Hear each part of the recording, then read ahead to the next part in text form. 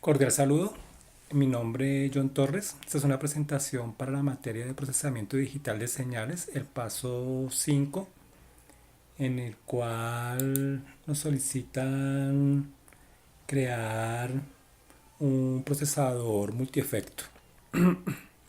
Esto en Simulink. Acá lo tengo montado. Tenemos nuestro bloque de audio con las 44.100 muestras. Eh, Acá tenemos ya los bloques de los distintos efectos. Vamos a mirar uno por uno. Este es el delay. Acá lo tenemos.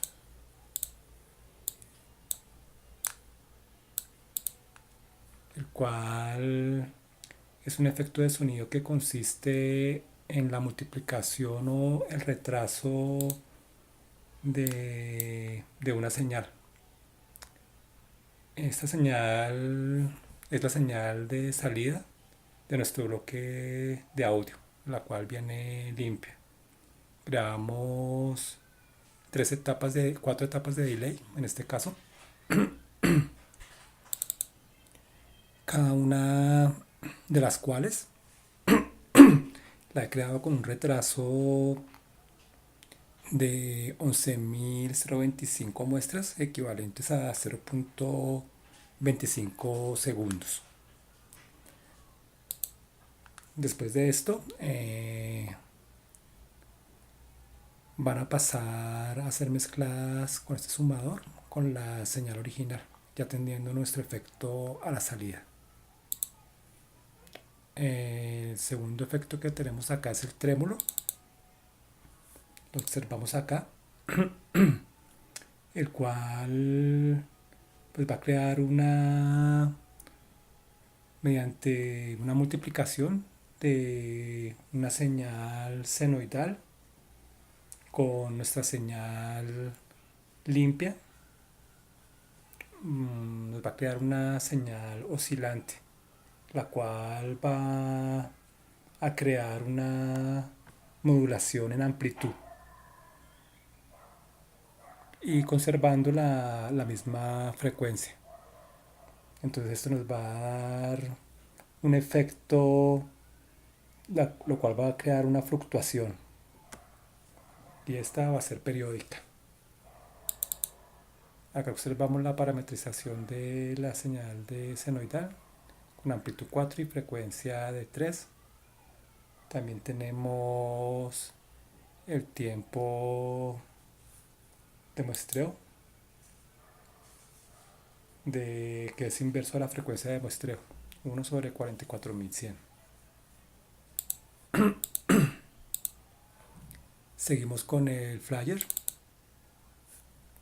el cual es un efecto de sonido que nos va a producir un metalizado oscilante.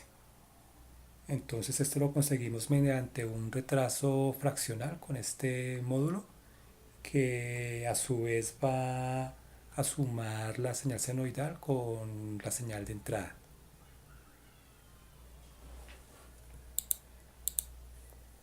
Enseguida tenemos la reverberancia. Esta consiste en una ligera permanencia del sonido una vez que la fuente original ha dejado de emitirlo. Esto por un filtro al impulso infinito, y se consigue realizando una realimentación de la señal de salida, la cual la observamos acá. Y acá pues tenemos una ganancia de esta señal. La ganancia debe ser baja para que el sistema no se vaya a volver inestable. Y por último tenemos el panel. Lo observamos acá.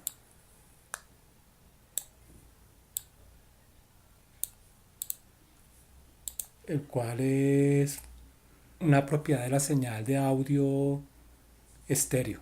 Esto quiere decir que va a tener dos canales a la salida.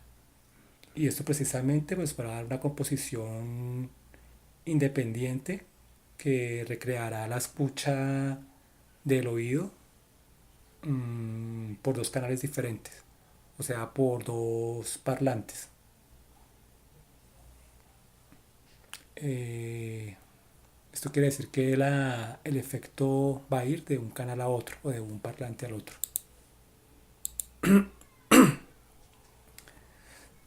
Bueno, vamos a observar un poco la simulación. Vamos a correrla.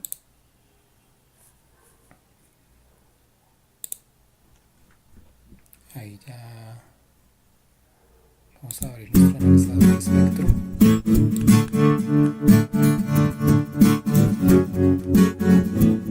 Observamos. Podemos